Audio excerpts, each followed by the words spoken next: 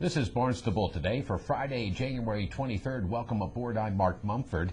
And please keep in mind that the meetings we cover are available on demand at the town's website, town.barnstable.ma.us. Coyote concerns and cameras for Main Street and Hyannis were two of the hot topics at the town council meeting. Thanks for joining us. I'm Kevin Friel. Osterville resident Guy Banner Jr. was the first one to step to the microphone last evening to address the town council. He read a letter he just sent to the head of the state's Division of Fisheries and Wildlife expressing his neighbors' concerns about Cape Coyote researcher John Way's alleged activities in the neighborhood. My name is Guy Banner Jr. I and my wife own the property at 29 Ebenezer Road, Osterville, Mass.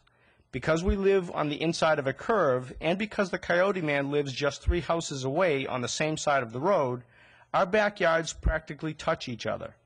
As such, the resulting problems caused in the ongoing research leave me to question the validity of any concern that may be expressed by Mr. Way in regards to the safety of our neighbors and their pets and small children. Neighbors are also concerned about the diseases carried by wild animals, especially by the deer ticks and Lyme disease associated with them.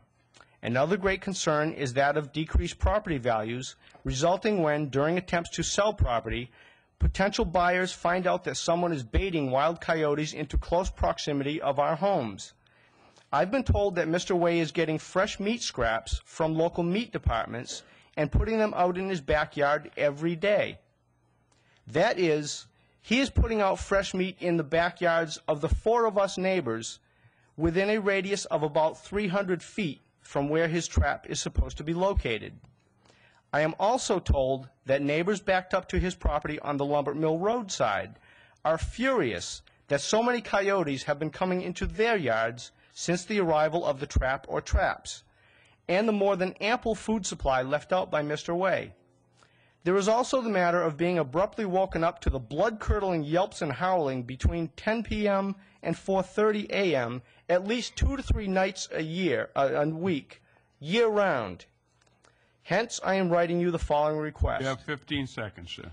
We, the undersigned property owners and residents of properties abutting and or in close proximity to the aforementioned Mr. Way, request that you would deny any further granting of permits for coyote studies by Mr. Way or anyone he may delegate to do his bidding in regards to such activities, unless and until he can provide a safer environment on a much larger parcel of land. John Klim, the town manager, offered this response.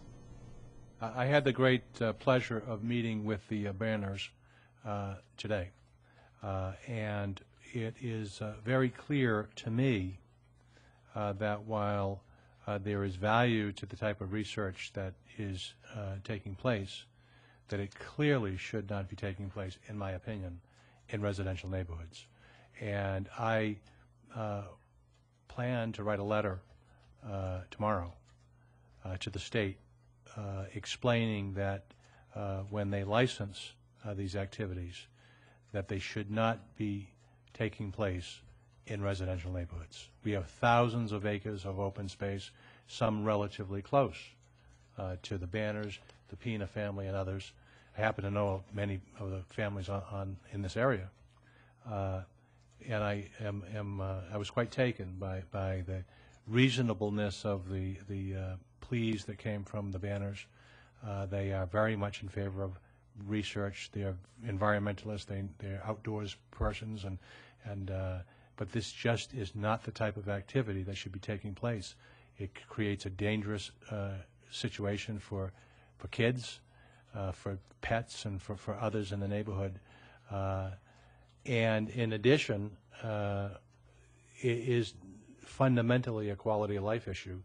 When they're woken up repeatedly, night after night, Mr. Pina certainly knows as well, with the noise that is coming from packs of coyotes that are being drawn to the neighborhood by these activities. And so that was what my plan of action was. And I certainly am very interested. And I know I forgot to mention, Councilor Barton has been very interested in this issue. She talked to me personally about it. It isn't like you're either for one or for the other. It's the types of activities, the research activities that are taking place are great. But they just should not be taking place in these folks' backyards. Later in last night's town council session, the focus shifted to financing 2 new surveillance cameras for Main Street in Hyannis. Acceptance of a gift from the Business Improvement District. Resolved that the Barnstable Town Council does hereby approve a gift from the Business Improvement District in the amount of $12,000 to be used in partnership with the town of Barnstable and the Barnstable Police Department for the placement of security cameras on Main Street in the village of Hyannis. If we could hear from the chief, please. Thank you.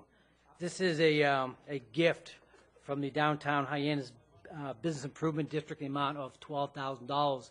This is a cooperative effort between the BID district, the Barnstable Police Department, and the town for a grand total of $36,000. The purpose of the money is we want to put 2 cameras up, one at the intersection of Center and Main, and the other at the other one at the intersection of High School in Main. The cameras will have the ability to turn 360 degrees, zoom in, zoom out, and they will be monitored at the Barnstable Police Facility.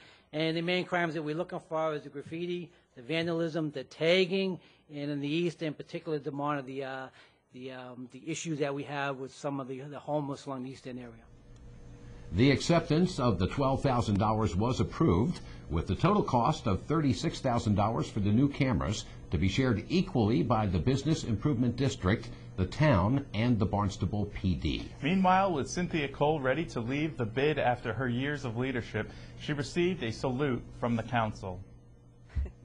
I want to thank Cynthia because this sort of reflects all of the hard work that you've been doing and everything you've done for the Main Street area and the Main Street businesses, and I just want to thank you. I want to thank you as well for being so supportive, but I do want to say that people need to understand that the reason that I've been able to do the work I've been able to do is because we have a business improvement district, and a business improvement district is funded by the properties and the property owners on Main Street. And if we didn't have that generous, and we're privately funded, and if we didn't have the bid, we would not be able to do the work we do every day, from working on regulations and zoning and economic development and business development to flowers and beautification, and working with the police chief every day. Every day. He's going to be so glad when I'm gone.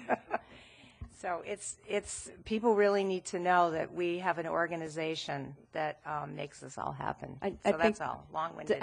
In case anybody doesn't realize it, Cynthia is going to be wrapping up her time. What have you been there for, 8 years?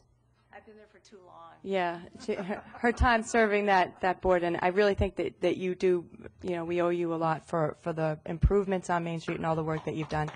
Thank you.